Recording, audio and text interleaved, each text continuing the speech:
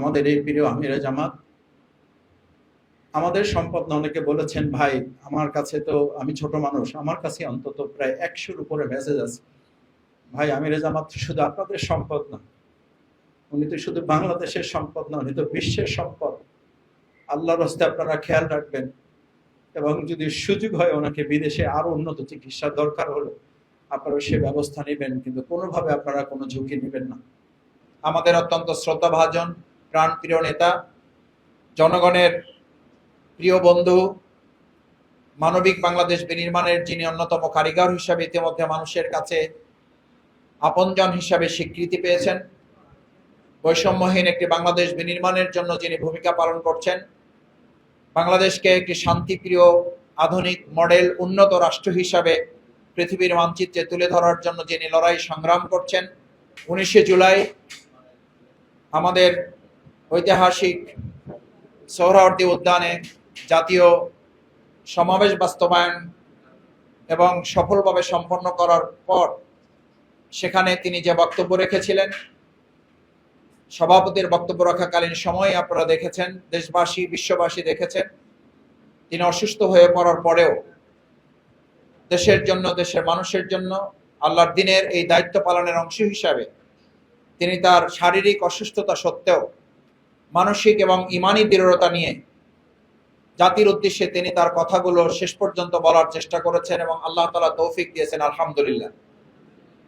তারপর থেকেই তিনি চিকিৎসকদের পরামর্শ অনুযায়ী বিভিন্ন সময় হাসপাতালে ভর্তি ছিলেন, যাওয়া আসা করতেন, এবং একই সাথে পাশাপাশি তিনি তার উপর অর্পিত ইসলামী আন্দোলনের যে জিম্মাদারি রয়েছে সেই দায়িত্ব পালনেও তিনি সফরের বিভিন্ন কর্মসূচিতে অংশগ্রহণ করতেন। ইতিমধ্যে তিনি আরো কিছুটা অসুস্থ বোধ করলে একটি মেডিকেল টিমের মাধ্যমে জানা যায় যে আমাদের প্রিয় রাহবার, বাংলাদেশের সর্বস্তরের মানুষের প্রাণপ্রিয় নেতা জনাব ডাক্তার শফিকুর রহমান আমিরে জামাত, ওনার রিং পরানোর প্রয়োজন, এবং প্রধানত 3টি এবং আরো মিলে মোট 5টি ব্লক ধরা পড়েছে।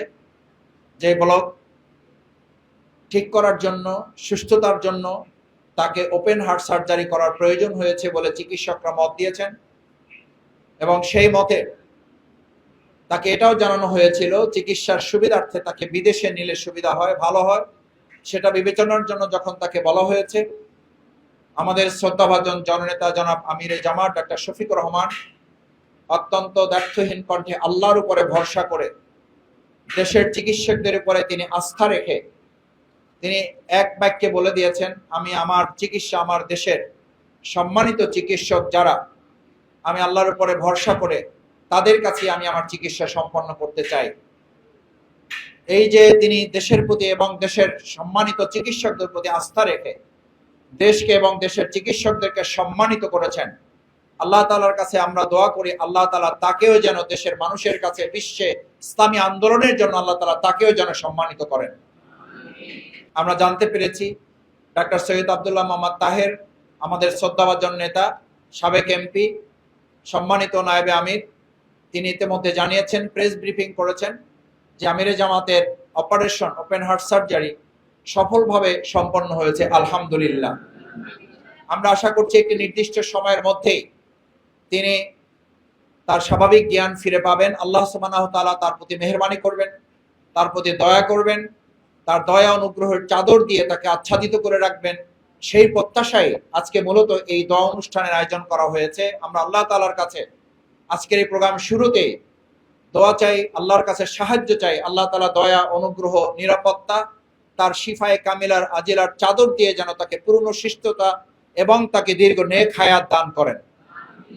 সম্মানিত সুধী মণ্ডলী, ইয়াতিম বন্ধুগণ, আজকের এই প্রোগ্রামে আমরা এই দোয়া করতে চাই, আল্লাহ তাআলা তাকে যেন ডাক্তারদের, আমাদের চিকিৎসকদের যে ধারণা, তারা ইতিমধ্যে আমাদেরকে একথা জানিয়েছেন যে 2 সপ্তাহ বা সর্বোচ্চ 3 সপ্তাহের মধ্যে তিনি আমাদের মাঝে আবার স্বাভাবিক ইসলামী আন্দোলনের কার্যক্রম সহ তার স্বাভাবিক জীবনযাত্রা তিনি পরিচালনা করতে পারবেন। আমরা আশা করি আল্লাহ তাআলা চাইলে, এবং তিনি তার এই গোলামের প্রতি মেহেরবানি করবেন যে তার চেয়ে কম সময়ের মধ্যেই তিনি আমাদের মাঝে ইসলামী আন্দোলনের এই স্বাভাবিক কার্যক্রম পরিচালনার পাশাপাশি তিনি তার সুস্থ এবং স্বাভাবিক জীবনে ফিরে আসতে পারেন, সেজন্য আল্লাহ যেন তাকে সাহায্য করেন।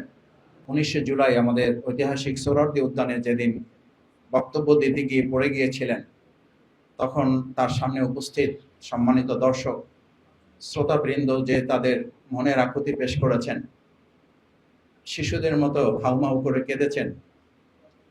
এমনকি আপনারা অনেকে লক্ষ্য করেছেন, যারা এলইডি স্ক্রিনে দেখেছেন, আমরা কিছু ভিডিও ফুটেজ দেখার সুযোগ পেয়েছি, যারা দেশে এবং দেশের বাইরে বসে ফোনে যারা অনলাইনে যুক্ত ছিলেন, তাদের অনেকে তাদের আবেগ তারা সামলাতে পারেন নাই। আমিরে জামাতের জন্য চোখের পানি ফেলে তারা দোয়া করেছেন। আমাদেরকে অনেকে জানিয়েছেন তার জন্য কেউ কেউ ওমরা করেছেন, কাবার গেলাপ ধরে তার জন্য দোয়া করেছেন। আজকে আমার ফোনে এমন অনেক মেসেজ আছে তার জন্য আজকের দিনে অনেকে রোজা রেখেছে। আমাদের এই প্রিয় আমিরে জামাত আমাদের সম্পদ না। অনেকে বলেছেন, ভাই আমার কাছে তো, আমি ছোট মানুষ, আমার কাছে অন্তত প্রায় 100-র উপরে মেসেজ আছে। ভাই আমিরে জামাত শুধু আপনাদের সম্পদ না, উনি তো শুধু বাংলাদেশের সম্পদ না, উনি তো বিশ্বের সম্পদ। আল্লাহর রাস্তায় আপনারা খেয়াল রাখবেন, এবং যদি সুযোগ হয় ওনাকে বিদেশে আরো উন্নত চিকিৎসার দরকার হলে আপনারা সে ব্যবস্থা নেবেন, কিন্তু কোনোভাবে আপনারা কোনো ঝুঁকি নেবেন না। আমি বিশ্বাস করি মানুষের এই আবেগ, মানুষের এই ভালোবাসা, মানুষের এই অন্তরের দোয়া কত মানুষের চোখের পানি আনার জন্য আছে।